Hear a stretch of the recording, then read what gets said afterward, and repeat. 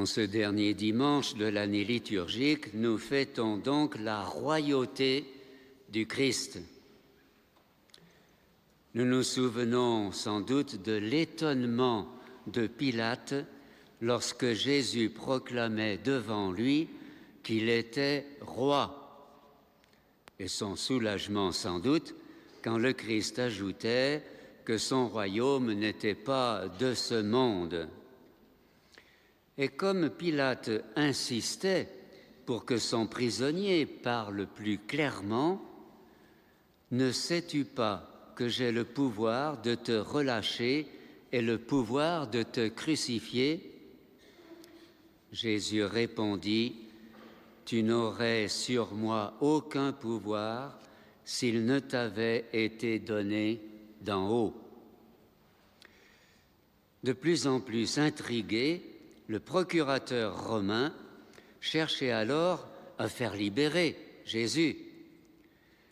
Mais c'est précisément sous ce titre de roi que va se jouer la vie du Christ. Ses ennemis, en effet, crièrent « Si tu le relâches, tu n'es pas un ami de César. Qui se fait roi s'oppose à César. » Mais Pilate s'assoit pour rendre son jugement. Il fait amener Jésus que les soldats avaient couronné d'épines pour se moquer de sa royauté, et il le présente aux Juifs en ces termes, « Voici votre roi ».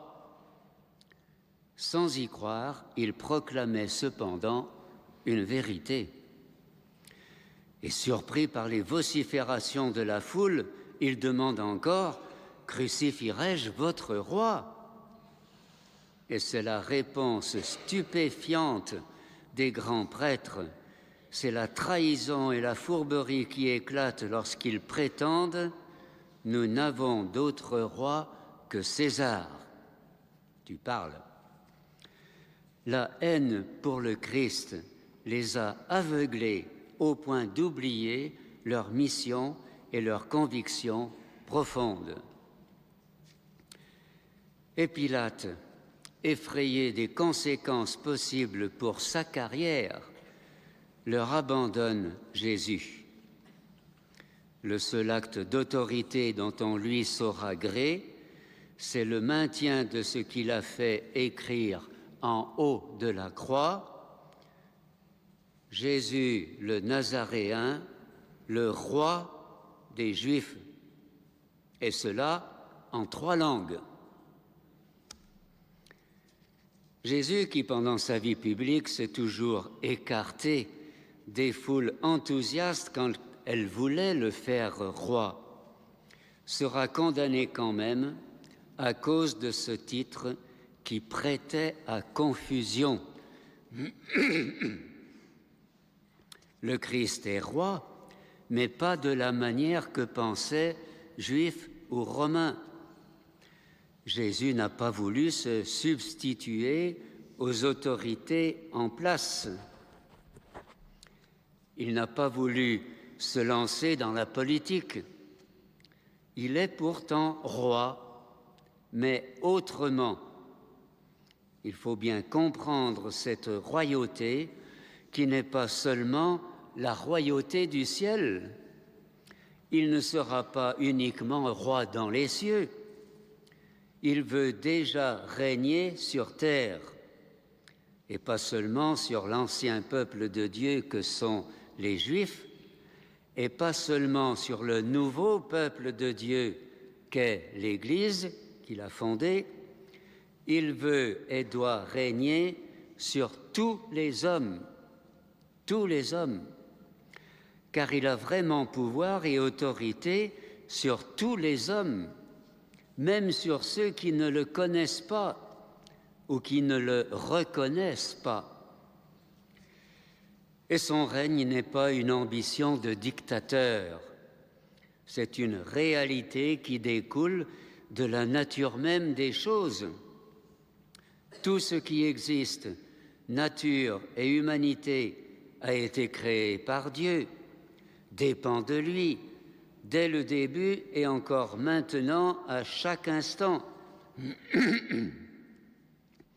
Tout est de lui, tout est par lui, tout lui appartient. Rien de plus naturel que ce règne.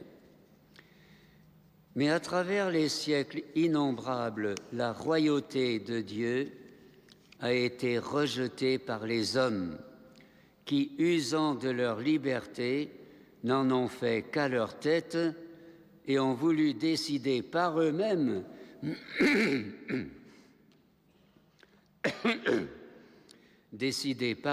ce qui était bien et ce qui était mal, travaillant pour leur intérêt égoïste au lieu de se mettre au service du roi des cieux.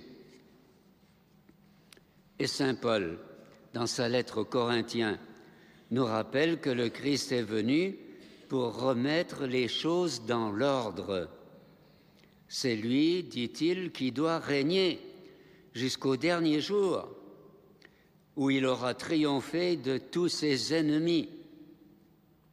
Quand tout sera sous le pouvoir du Fils, il se mettra lui-même sous le pouvoir du Père, qui lui aura tout soumis, et ainsi Dieu sera tout en tous. En quelques lignes, saint Paul résume tout le plan de Dieu sur sa création.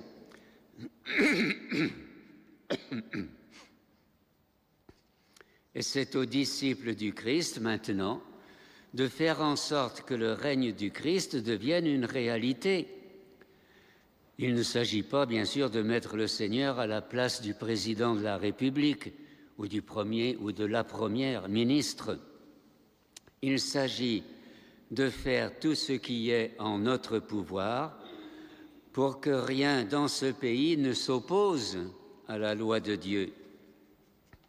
Faire régner Dieu, c'est faire accepter sa loi, qui est une loi d'amour pour notre plus grand bien.